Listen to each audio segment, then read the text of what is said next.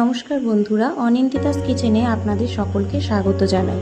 বাচ্চাদের টিফিন বা ইভিনিং স্ন্যাক্সে কী দেব এই বিষয়ে মায়েদের কিন্তু চিন্তার শেষ নেই। আমরা বাচ্চাদের এমন কিছুই দিতে চাই যেটা চটজলদি, হেলদি এবং টেস্টি হবে। সেই রকমই একটি রেসিপি হলো সেমাই বা ভার্মিসেলির উপমা।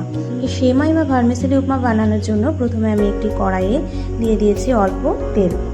তেল গরম হয়ে গেলে দিয়ে দেব একটা মিডিয়াম সাইজের পেঁয়াজকে কুচিয়ে রেখেছিলাম সেটা। পেঁয়াজটাকে অল্প ভাজা ভাজা করে নেব। এবার এর মধ্যে দিয়ে দেব একটা বড় গাজরকে লম্বা করে কেটে রেখেছিলাম সেটা, আর দিয়ে দেব মটরশুঁটি এবং একটা মিডিয়াম সাইজের টমেটো। সমস্ত সবজিগুলোকে ভালো করে একটু ভেজে নেব। এবারে দিয়ে দিচ্ছি এক প্যাকেট ম্যাগির মশালায় ম্যাজিক। একটু কষিয়ে নিয়ে এর মধ্যে আমি দিয়ে দিচ্ছি আগে থেকে রোস্টেড ভার্মিসেলি।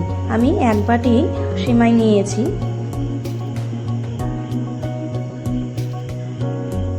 সেমাইটাকেও দিয়েও অল্প একটু আমি নেড়েচেড়ে নেব। এবারে আমি দিয়ে দিচ্ছি 2 বাটি জল। যেহেতু আমি এক বাটি সেমাই নিয়েছি তাই জলটা মেপে 2 বাটি দিয়েছি। অল্প নুন দিয়ে মিনিট 4 জন্য একদম হালকা আঁচে ঢাকা দিয়ে রান্না করব।